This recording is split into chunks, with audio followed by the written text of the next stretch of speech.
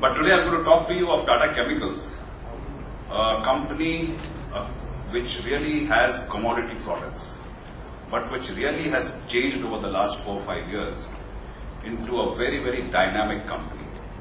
And it reminds me of the famous professor in the USA, Roosevelt Moss Cantor, who used to say, how to make the elephants learn to dance. And that's really what has happened to Tata Chemicals.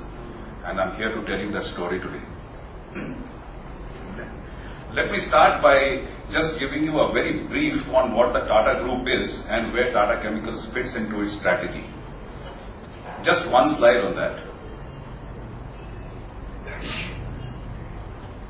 If you see, Tata Group today has, according to its strategic plan, 7 major business areas. It may have more than 80 companies, but it has got 7 major business areas.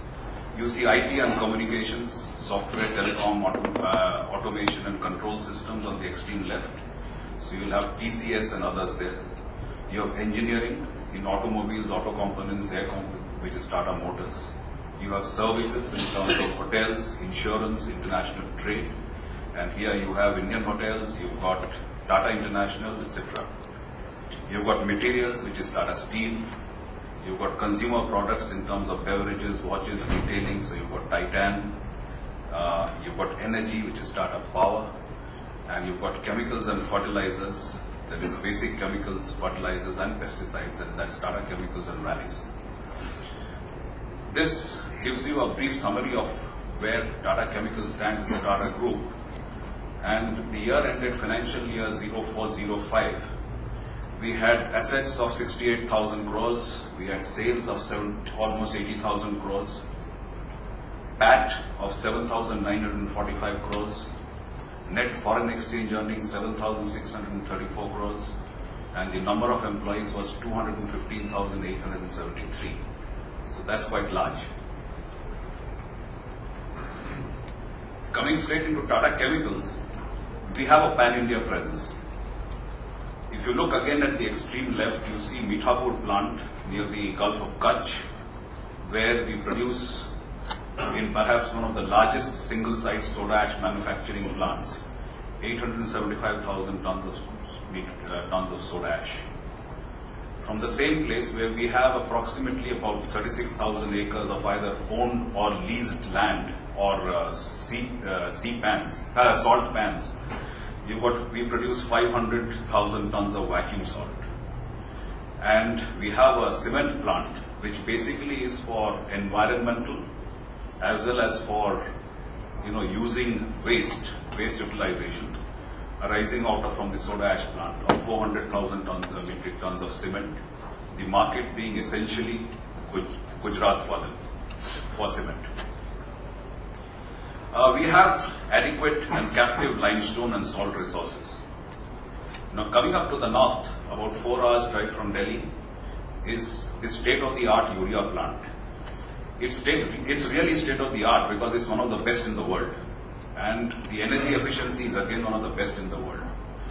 I think currently, if I'm not mistaken, it's running at 5.13 mg/cal but I'll see that statistics later.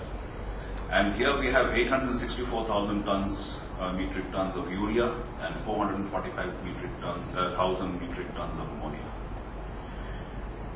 Now on the eastern side, again, that's near Haldia, away from Calcutta, is the new acquisition that we did, which was consummated last year, and that was the erstwhile Hindustan Liver Chemicals, which produces phosphatic fertilizers and STPP, which is an input for detergents. Surprisingly, all the 3 plants are about 3 or 4 hours drive from the airports. So it's when we go and visit those places, whether it's Mithapur, Delhi or Babrala, each is a 4-hour drive from the airport. Haldia produces 670,000 metric tons of diammonium phosphate and complex fertilizers, 50,000 tons of STPP, and 165,000 tons of SSP. If you look at the performance snapshot of Tata Chemicals, you see the pie chart. And post our acquisition of Hindustan Liver Chemicals, we have become predominantly a fertilizer company as of financial year 04-05. That doesn't mean that we are not looking at growth in the chemicals business. So it depends on where we are able to get suitable opportunities. If you see, urea and phosphatics together now have almost 62% of the turnover. You've got soda ash around 20%, salt about 9%, cement about 4%, and there are balanced chemicals of about 6 or 7%. Now, we are the market leader in soda ash and edible salt. Soda ash, our current market share is roughly around 32%. Edible salt will be around 40% in the national branded segment. As I mentioned to you, we are the most efficient manufacturer of urea. We employ over 3,500 people across these 3 locations. And as of now, and maybe that figure has now gone up in the last few days, but the market cap today, as on 30th September, was around 40 billion. We are the owners of 2 leading brands, Tata Salt and Paras. I know you will not be interested in financials because you must be covering it, but I still put this just to give you a perspective that in 1999, 2000, 2001, the company went through a very bad phase. There were 3 primary reasons for this. One was calamities, in the sense you had that earthquake near in Bhuj, which affected units close to our plant. There was a cyclone, so that was one part of it. The second part was that the soda ash duties suddenly were slashed from 36% to 20%. And the third was that one of our key customers back integrated and became a competitor. And so we had to fight the way out of the market. And why I wanted to show you this slide is that if you look at the figures summarized from 2001-2 to 2004-5, I would say that 2001-2 was really defend. 2002-3, 3-4 was consolidation. And 2004-5, we are on the path to growth. We really now have earned the right to grow.